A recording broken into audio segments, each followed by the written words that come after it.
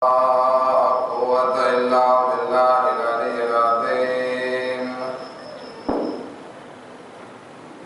أعوذ بالله من الشيطان اللعين الرجيم.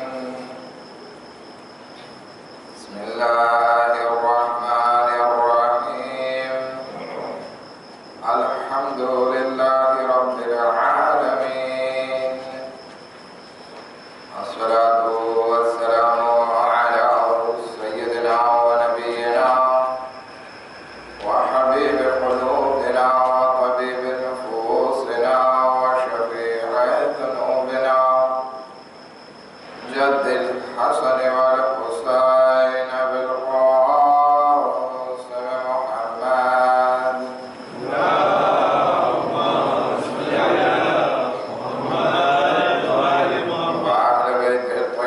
الظاهرين المعصومين المظلومين ولعنة الله على أعدائهم أجمعين.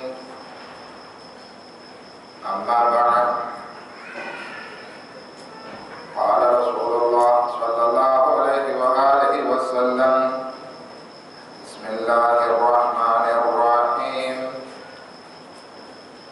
مثل أهل بيتي كمثل سفينة نوح من ركبها نجا ومن تخلف عنها غرق.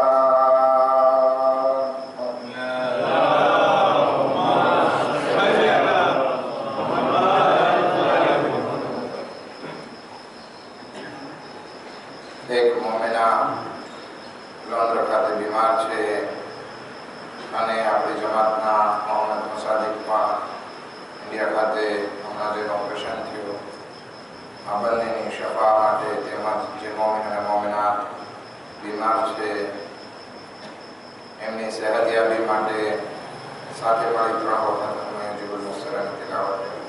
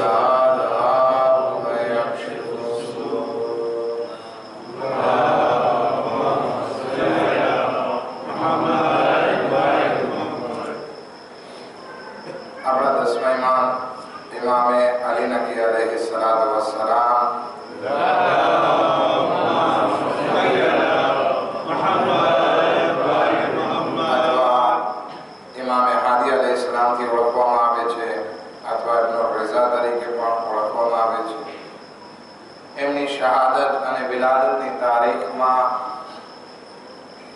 ઇતિહાસમાં બહુ વધારે ઇખ્તિલાફ છે. અમુક મુઅર્રિખ લખે છે કે ઇમામની વિલાદત બીજી રજબના થઈ. અમુક મુઅર્રિખ લખે છે કે ઇમામની વિલાદત વેન્સિસ અથવા તો ઝિલકાદના છેલ્લા મહિનાઓમાં, તો અમુક લખે છે કે 15 ઝિલહજના થઈ. એવી જ રીતે શહાદતમાં પણ ઇખ્તિલાફ છે. એમાંથી એક રિવાયત આ છે કે જે આપણે આજે મનાવીએ છીએ 3જી રજબ. આપણે જે રીતે મનાવીએ છીએ આપણી કાલેન્ડર પ્રમાણે, એ પ્રમાણે અગર વાત કરીએ તો ઇમામની વિલાદત 15 ઝિલહજ હિજરી 212 માં થઈ. મદીનાની બાજુમાં એક ગામ કે જે ગામનું નામ સુરૈયા છે, ત્યાં ઇમામનો જન્મ થયો. ઇમામની શહાદત 3 રજબ હિજરી 254 માં થઈ. એટલે કે ઇમામની કુલ ઉંમર 41 વર્ષ અને અમુક મહિના અથવા કહી શકીએ કે 42 વર્ષની હતી. આ 42 વર્ષની ઉંમરમાં ઇમામની જિંદગીને આપણે 2 ભાગમાં વહેંચી શકીએ. એમાં પહેલો इमामे अली नबी अलैहिस्सलाम ने मदीना में बीती કે જે લગભગ 13 વર્ષની ઉંમર સુધી ઇમામ મદીનામાં રહ્યા અને બાકીની જિંદગી ઇમામે મદીના પછી સામરામાં વિતાવી કે જે આપણે કહી શકીએ કે 29 વર્ષ ઇમામે સામરામાં વિતાવ્યા. ઇમામ અલી નબી अलैहिस्सलातु वस्सलाम નાની એવી વયમાં બચપનમાં 8 વર્ષની ઉંમરમાં ઇમામ બની ગયા. એટલે કે 8 વર્ષની ઉંમર હતી કે ઇમામે જવાદ ઇમામે મોહમ્મદ તકી अलैहिस्सलामની શહાદત વાકે થઈ. આપણે ખબર છે કે સૌથી ઓછી વયના ઇમામને શહાદત નસીબ થઈ હોય તો ઇમામે મોહમ્મદ તકી अलैहिस्सलाम આપણા નવમા ઇમામ છે અને 10મા ઇમામ એ ઇમામ છે કે જેને પણ નાબાલિગી અવસ્થામાં એટલે કે 15 વર્ષથી ઓછા હતા અને ઇમામત મળી 8 વર્ષની ઉંમરમાં. 3 ઇમામ એવા છે કે જેને નાની વયમાં ઇમામત મળી. એક 9મા ઇમામ જેને 7 વર્ષની ઉંમરમાં, એક 10મા ઇમામ કે જેને 8 વર્ષની ઉંમરમાં અને એક આપણા જમાનાના ઇમામ હઝરતે મહદી अलैहिस्सलातु वस्सलाम अजल्लाहु ताला फरजहु शरीफ के જેને 5 વર્ષની વયમાં ઇમામત નસીબ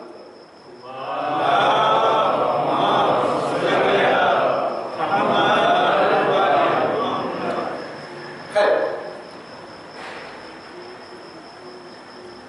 ઇમામની આ ઇમામત 34 વર્ષ આપે ઇમામત કરી, જેમાં 4-5 વર્ષ મદીનામાં અને બીજા 29 વર્ષ કે જે સામરામાં ઇમામે વિતાવ્યા કૈદબંધની મુસીબતમાં આપણે હમણાં વાત કરીએ છીએ. ઇમામના પિતા ઇમામે મોહમ્મદ તકી अलैहिस्सलाम અને માતા સમાના ખાતુન હતું. સમાના એ મગરિબિયા કહેવાય, મગરિબ દેશમાંથી હતા કે જે પહેલા કનીઝ હતા અને પછી ઇમામે મોહમ્મદ તકી अलैहिस्सलाम એમની સાથે નિકાહ કર્યા, શાદી કરી અને એમાંનાથી ઇમામે અલી નબી अलैहिस्सलामની વિલાદત થઈ. હવે આજે આપણે અને નોર્મલમાં જ્યારે વિલાદત અને શહાદત હોય છે ત્યારે આપણે ઇમામની જિંદગી ઉપર વાત કરવા કોશિશ કરીએ છીએ. હવે ઘણાને એમ થતું હોય કે આગળ સાહેબ હર વખતે હિસ્ટ્રી લઈને બેસી જાય છે, તારીખ લઈને બેસી જાય છે. તો એનું કારણ એ છે કે આપણે જ્યારે પણ વિલાદત અને શહાદત આવે છે તો એ ઇમામની જિંદગી ઉપર આપણે વાત કરવા કોશિશ કરીએ છીએ કે જેથી આપણે એમની જિંદગીની હાલાતને જાણી શકીએ અને વિચાર કરીએ કે કેવો જમાનો વીત્યો ઇમામ ઉપર, કેવી મુસીબતો વીતી અને ઇમામ કેવી રીતે કામ કરી શક્યા અને આપણે શું કરવું જોઈએ. આપણે અલ્હમ્દુલિલ્લાહ અલ્લાહનો શુક્ર છે કે આપણી ઉપર ના તો કોઈ પાબંદી છે, ના કોઈ દુશ્મનનો સામનો છે, ના કોઈ આપણને આરેતે કરે છે. બસ એક જ આપણો દુશ્મન છે કે જે આપણને ઇમામ બારગાહ, મસ્જિદ, મજલિસ, નમાઝ, દુઆમાં આરેતે કરે છે. એક જ દુશ્મન છે. એ કોણ છે? કોણ છે? આ બાંગડી કરો. શૈતાન ક્યાં છે ખબર નથી. શૈતાને હાથ નથી પકડતો, આપણે પોતાની જાતનો હાથ પકડીએ છીએ. આને કહેવાય છે આળસ, આને કહેવાય છે નફ્સ, આને કહેવાય છે લાપરવાહી, આને કહેવાય છે સગવડિયો ધર્મ. બાકી કોઈ આપણને આ રીતે નથી કરતું. ખૈર, અને જે આપણે વાત કરીએ છીએ ગરમી બહુ છે, ક્લિમા નથી સારી, થાકી જવાય છે, જે પણ કહીએ આ બધા તમે બોલો આજે أحسن. اكسر على محمد وعلى محمد پر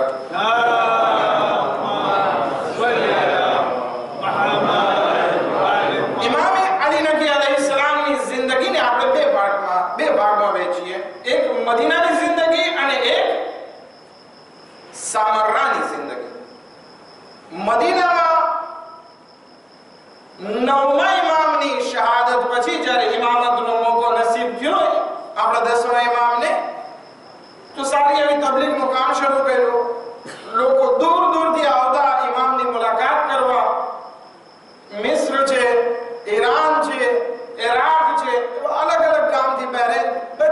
દિવસથી ઇમામ પાસે આવતા, મુલાકાત કરતા, સવાલો પૂછતા,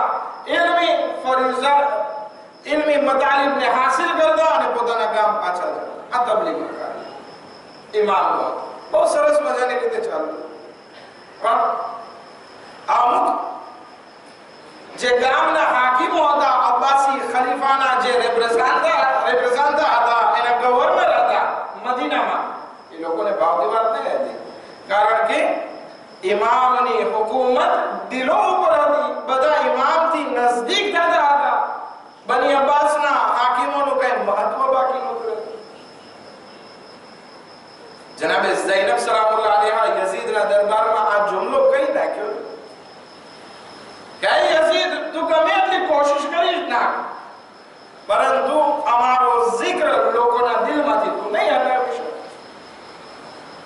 એવી જ રીતે ઇમામે કાઝિમ અલૈહિસ્સલાતુ વસ્સલામ, આપણા સાતમા ઇમામને હારૂન રશીદ મળે છે મક્કામાં અને પૂછે છે કે શું બધા તમારી પાછળ ભાગ્યા કરે છે? ત્યારે ઇમામ કહે છે કે અના ઇમામુલ કુલૂબ વ અંતા ઇમામુલ જુસૂમ, કે હું જે છે એ લોકોના દિલો ઉપર ઇમામત કરું છું અને તું લોકોના જિસ્મો પર, શરીર ઉપર ઇમામત કરે છે. આ ફરક છે. એવી જ હાલત અહીંયા ઇમામ અલી નકી અલૈહિસ્સલામના જમાનામાં છે. ઇમામ જ્યારે તબલીગનું કામ ફેલાવે છે ત્યારે બધા માણસો એની તરફ જઝ્બ થઈ જાય છે, નજદીક આવવા લાગે છે. હાકીમોને પસંદ નથી આવતું કે અમારી હુકુમત ના હાલે અને ઇમામ તરફ બધા નજદીક થાય. આ હસદ બહુ ખરાબ વસ્તુ. ઇરશા, અમારી હુકુમત જલજલો આવે છે. પત્ર લખે છે. ઇમામના જિંદગીમાં 6 બાદશાહો પસાર થયા. એ વખતે મુઅતસિમ હતો.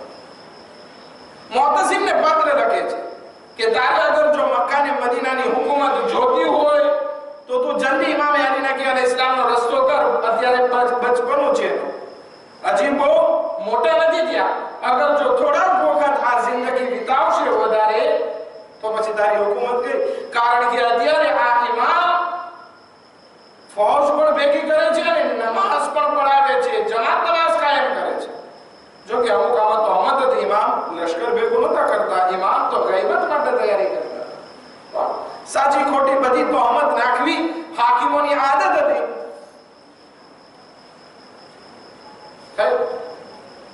ત્યાંથી એક વાત આવે છે અને ઇમામને સામરા જવું પડે છે. પણ જ્યાં સુધી ઇમામ મદીનામાં હતા, બરકતનું કારણ હતું. લોકો ઇલ્મી ફૈઝ હાસિલ કરતા, એક ઇલ્મી માહોલ પેદા થવા લાગ્યો. પરંતુ આ વસ્તુ પસંદ ન આવી અને ઇમામને મદીનાથી સામરા હિજરત કરવી પડે છે. અને જ્યારે સામરા પહોંચે છે તો ખરાબામાં પહેલા ઉતારો આપે છે અને પછી એના માટે એક ઘર રાખે છે. અને ઇમામને, કારણ કે એ વખતે ઇમામની ઉંમર 13 વર્ષની હતી, આ લોકોની ઇમામતની હજી મારફત નહીં હતી, તો એમ વિચાર કરે છે કે અમે ઇમામને દબાવી શકશું. ઇમામ જ્યારે સામરા આવે છે ત્યારે 3 બાદશાહો પસાર થઈ ગયા અને હવે ચોથો છે, ત્રીજો છે લગભગ મુતવક્કિલ. મુઅતસિમ પછી વાસિક આવે છે, વાસિક પછી મુતવક્કિલ આવે છે. મુતવક્કિલ યઝીદ જેવું કામ કર્યું છે, કહી શકાય કે યઝીદ કરતા બદતર કામ કર્યું છે. ઇમામની ઉંમર એ વખતે ઓછી હતી, એટલા માટે ઇમામને ડરાવવા માટે એના ઘરમાં કબ્ર ખોદાવીને રાખી હતી.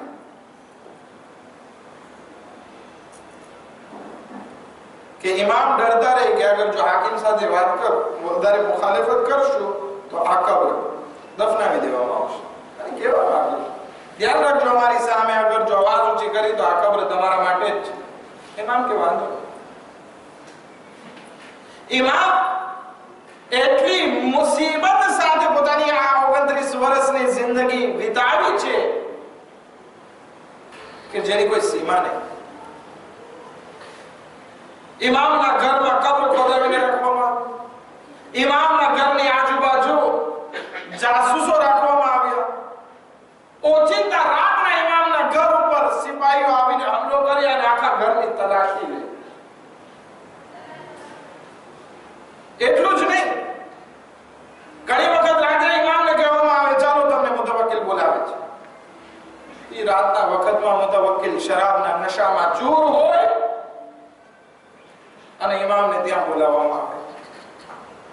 અને ઇમામને કહેવામાં આવે તમે પણ શરાબ પીવો. વાત લંબાઈ નહીં, આ મજલિસના વાક્ય હું પડી ચૂક્યો છું. ગયા વર્ષની મજલિસમાં યુટ્યુબમાં જોયું હોય તો જોઈ લેજો.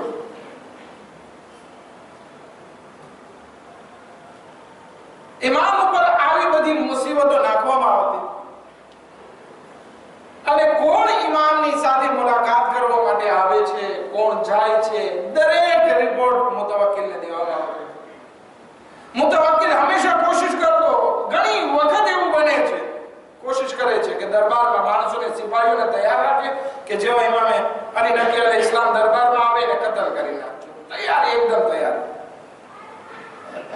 પણ ખુદાવંદી આલમને બચાવતો હતા કે એટલે સુધી કે મુતવક્કિલના માણસો મનમાં દુઆ કરવા લાગતા કે કાશ ઇમામ અલી નકી અલૈહિ સલામ બચી જાય. ઘણી વખત એવું બને છે, એક બે વાર નહીં, ઘણી વખત પ્લાન કરે છે. પરંતુ ઇમામ જ્યારે દાખલ થાય છે એટલો રોબ અને દબદબો હોય છે, એટલો પ્રભાવ હોય છે ઇમામનો કે એની સામે અવાજ ઊંચી નથી કરી શકતા, દબાઈ દે છે. આવે છે ઇમામને કત્લ કરવા માટે બોલાવે છે અને ઇમામનો એહતરામ કરી અને કદો વગેરે દઈને ઇમામને પાછા ઇજ્જત સાથે ઘરે મોકલવામાં આવે છે. આવી રીતે ઇમામે જિંદગી જીવી. પરંતુ આ બધી જિંદગીમાં ઇમામે તબલીગનું કાર્ય કર્યું કેવી રીતે? ઇમામ સામરામાં બે રીતે તબલીગના કાર્યો કરતા, મેજોરિટી વધારે પડતું. એમાં પહેલું હતું કે ઇમામે ગામોગામ પોતાના નાયબ રાખી દીધા હતા, વકીલ રાખી દીધા કે કોઈ ડાયરેક્ટ ઇમામ પાસે આવીને વાત ના કરે, બલકે જે પણ કઈ કામ હોય એ નાયબ તરીકે વાત કરવામાં આવે. કઈ મસલો હોય તો સામરા જવાની જરૂર નથી, તમે જાઓ તમારા ગામમાં તમારો વકીલ કોણ છે તલાશ કરો, એનાથી સવાલ જવાબ કરી નાખો. કઈ 500 ઝકાતની રકમ લેવડ દેવડ હોય એ પણ ત્યાં વકીલને જ પહોંચતી કરી દેવી. આ એક નેટવર્ક ઊભું કર્યું. નેટવર્કને શું રેસો કહો છો? રેસો રાખ્યો તો એમાં કે આ રીતે બધા શિયાઓ સાથે કોન્ટેક્ટમાં રહી શકે. અને બીજો ઇમામનો તરીકો એ હતો તબલીગનો કે પત્ર લખતા. જે પણ કઈ કામ હોય ઇમામ પત્રથી સવાલ મંગાવે, કોઈને કઈ કામ હોય તો પત્ર લખે ઇમામને, ઇમામ જવાબ. હત્તા કે સામરા ગયા અને મિસ્ર ગયા, કેટલો ફાસલો. હવે ત્યાંથી કોઈને કામ હોય તો એ કેવી રીતે પત્ર લખે?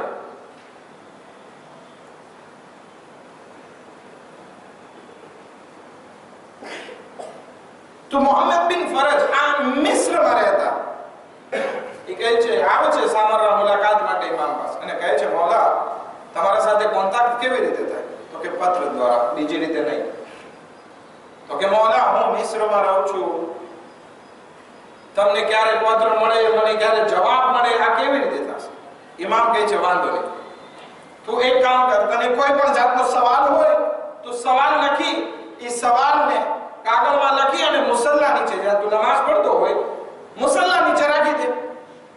અને થોડી વાર પછી અથવા તારી નમાઝ પૂરી થાય પછી એ કાગળને ખોલજે, એમાં મારો જવાબ લખેલો હશે.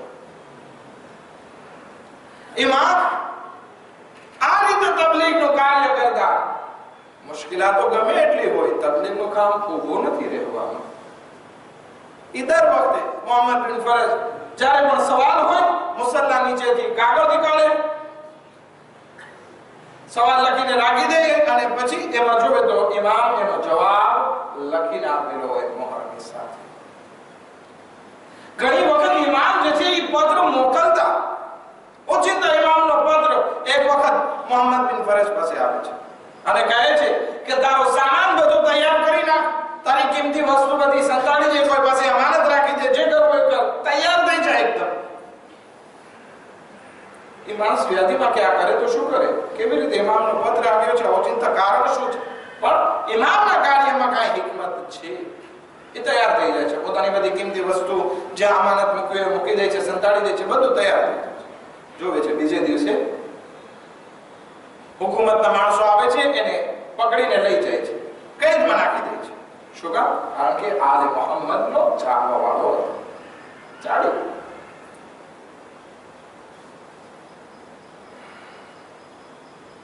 ખૈર 8 વર્ષ એને કેદમાં રહેવું પડે છે મોહમ્મદ બિન ફરજી. ઇમામનું નેટવર્ક આ લેટર્સ બાબતે, આ પત્ર બાબતે એટલું ફોર હતું કે ઇમામ કેદખાનામાં એને પત્ર મોકલાવે છે અને કહે છે કે તું બગદાદમાં વસવાટ ના કરજે, બગદાદમાં રહેવાનું ના કરજે. માણસ કહે છે કે હું અહીંયા કેદમાં ફસાયેલો છું, મને ખબર નથી હું ક્યાં ગામમાં છું, અને ઇમામ લખે છે કે તું બગદાદમાં ના રહે છે. શું છે આ વાત? અજબ થાય છે. થોડી વાર ના થઈ હતી, 1-2 દિવસ ના પસાર થયા કે એને રિહાઈ નસીબ થાય છે અને કહે છે તમે બગદાદમાં રહ્યો? તો કે ના, મને બગદાદમાં નથી રહેવું, અને ચાલી જાય છે. વળી ઇમામને પત્ર લખે છે કે મૌલા,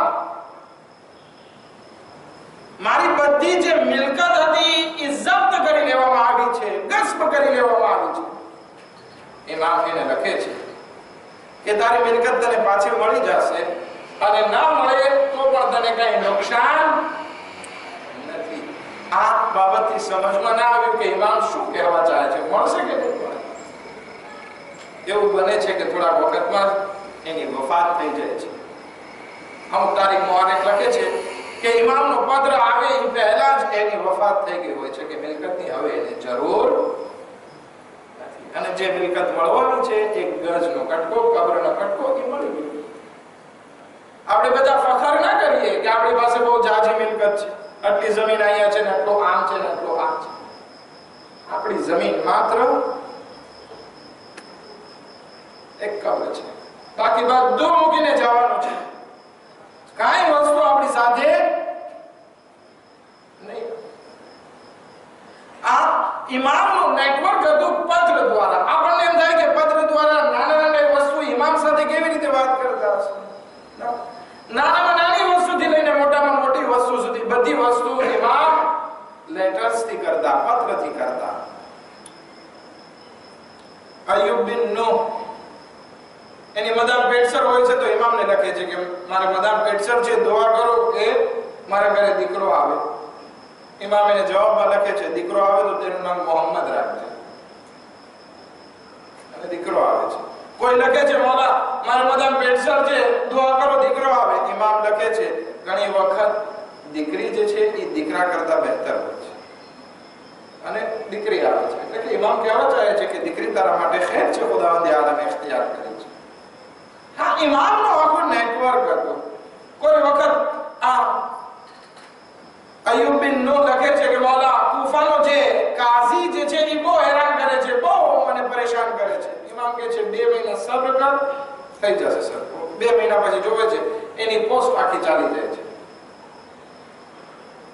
કાઝીને કાઢી નાખવામાં આવે છે, બીજો કાઝી આવે છે ને બધા માણસો રાહત થઈ જાય. આ રીતે ઇમામ આખું નેટવર્ક થકી લોકોની હિદાયત કરતા. એટલું જ નહીં, બલકે ઇમામના નાના નાના જુમલાઓ જે છે એ પણ ઘણી વખત એટલા અસરઅંદાજ હતા કે માણસનો આખો માણસને આખો વિચારવા માટે મજબૂર કરી દે કે શું છે. તારીખ લખે છે કે ઇમામ અલી નકી અલૈહિ સલાતો વસ્સલામ એક વખત સામરામાં એક જગ્યાએથી પસાર થતા હતા. એક માણસ ઊભો હતો, જાફર બિન કાસિમ, કે જે વાકીફી મઝહબ હતો, 7 ઇમામ સુધી જ માનતો, 8મા ઇમામને નહોતો માનતો. ઇમામ એની તરફ નજર કરે છે અને કહે છે શું એ વખત નથી આવી ગયો કે તું હવે ગફલતની નિંદરમાંથી ઉઠી જા? કુરાનની આયત પડે છે. એ માણસ કહે છે હું તો નેક માણસ છું, આ ઇમામ શા માટે મને આવી રીતે બોલી ગયો? હકીકતમાં કંઈક મારામાં ખામી છે. તો આ ઇમામે અલી નકી અલૈહિ સલામ શિયાઓના ઇમામ છે, મને કહે છે, રિસર્ચ કરવા માટે તૈયાર થઈ જાય છે, રિસર્ચ કરે છે કે શું હું છું, અને ઇતના આશરે ઇમામે અલી નકી અલૈહિ સલામની ઇમામતને કબૂલ કરી નાખે છે. આ રીતે ઇમામ તબલીગનું કાર્ય કરતા. એક દુરૂદ પર મુહમ્મદ વ આલે મુહમ્મદ પર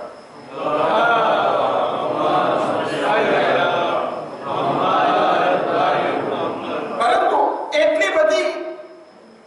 એટલો બધો ઇમામ ઉપર પ્રેસ નાખવામાં આવતો કે જાણે ઇમામને હમણાં કત્લ કરી નાખશે અથવા આમ કરશે. એક વખત આવે છે ફદ નામનો માણસ ઇમામ પાસે મુતવક્કિલનો મેસેજ લઈને આવે છે કે હવે તમારી ઉપર લાનત ચાલુ કરાવવામાં આવશે, સબકારો દેવામાં આવશે, તમને બુરું ભલું કહેવામાં આવશે નમાઝમાં ને કે જેમ ઇમામ અલી અલૈહિસ્સલામ સાથે કર્યું હતું માવીએ એવું કરવામાં આવશે. ઇમામ ને આ ધમકી મળે છે. ઇમામ સામે કહે છે, કુરાનની આયત પડે છે, ફતમત્તાઓ કે તમે 3 દિવસ તમારા ઘરોમાં આરામ કરો, પછી જો ખુદાનો અઝાબ આવે છે. જનાબે સાલેહની કોમ ઉપર જે અઝાબ માટે આયત આવી હતી એ આયત પડે છે. મુતવક્કિલ કહે છે, મને ધમકી દે છે. 3 દિવસ પછી ઇમામ અલી નકી અલૈહિસ્સલામને કત્લ કરી નાખવામાં અને થાય છે શું? મુતવક્કિલને ફત આ બધા કત્લ કરી દેવામાં આવે છે. મુતવક્કિલ પછી ખલીફા બદલાણા અને મુઅતઝ આવે છે. મુઅતઝ જેવો ખિલાફત ઉપર આવે છે, કોશિશ કરે છે કે ઇમામને કત્લ કરે. ઇમામના ઘરમાં, જો કે ઇમામનું ઘર નહીં હતું, એક જાતનું કેદખાનું હતું. ઇમામને કેદ કરવામાં આવે છે અને ખાવાનું પણ ત્યાંથી આવવા લાગ્યું, ખાવામાં ઝેર આવવા લાગ્યું. ઇમામ જ્યારે એ ખાવાનું ખાય છે, ઝહેરનો અસર પૂરા બદનમાં ફેલાઈ જાય છે. ઇમામ આવાજ દે છે, ઇન્ના લિલ્લાહ વ ઇન્ના ઇલૈહિ રાજીઉન. વસિયતો કરે છે ઇમામ હસન અસ્કરી અલૈહિસ્સલામ અને આ દુનિયાથી રૂખસત કરે છે. અમુક માણસો આવેલા હતા, કહે છે અમારે ઇમામે અલી નકી સાથે મુલાકાત કરવી છે. ઇમામ અલી નકી અલૈહિસ્સલામ બહાર આવીને કહે છે કે એનો ગુલામ આવીને કહે છે કે ઇમામનો મેસેજ છે કે હવે તમે એમના ફરજંદ ઇમામ હસન અસ્કરી અલૈહિસ્સલામથી વાત કરજો, કારણ કે હું આ દુનિયાને છોડીને જઈ રહ્યો છું. આ મારી આખરી રાત છે. આઝાદાર ઇમામની અવાજ સાંભળી, ઇમામનો મેસેજ સાંભળી બધા માણસો ગમગીન થઈ ગયા. ઇમામની રૂહ આ દુનિયાથી પરવાસ કરી જાય છે. બધા માણસો ગિરિયાઓ પુકાર કરવા લાગે છે. ઇમામના ચાહવાળાઓ ઇમામના ઘરની આજુબાજુ ભેગા થઈ મરસિયાને હજારો કતાર આંસુ વહાવવા લાગે છે. એટલે સુધી કે ઇમામે હસન અસ્કરી અલૈહિસ્સલામ પોતાના બાબાને ગુસ્લો કફન આપે છે. એમના ઉપર શિયાઓની સાથે મળી અને નમાઝે જનાઝા અદા કરે છે. ઇમામના એ ઘરમાં કે જ્યાં કબ્ર ખોદવામાં આવેલી હતી ત્યાં લઈ જવામાં આવે છે. આ રસ્તામાં આ મુઅતઝ દુનિયાને દેખાડવા માટે કહે છે કે જનાઝો રોકવામાં આવે, આપણે બધા અહીંયા સાથે મળીને નમાઝ પઢીએ. ઇમામની ઉપર બીજી વખત નમાઝ પઢવામાં આવે, પણ એ પહેલા તો ઇમામ હસન અસ્કરી અલૈહિસ્સલામને ચાહવાળાઓએ નમાઝ પઢી લીધી. ઇમામને સુપુર્દે લહદ કરવામાં આવ્યા.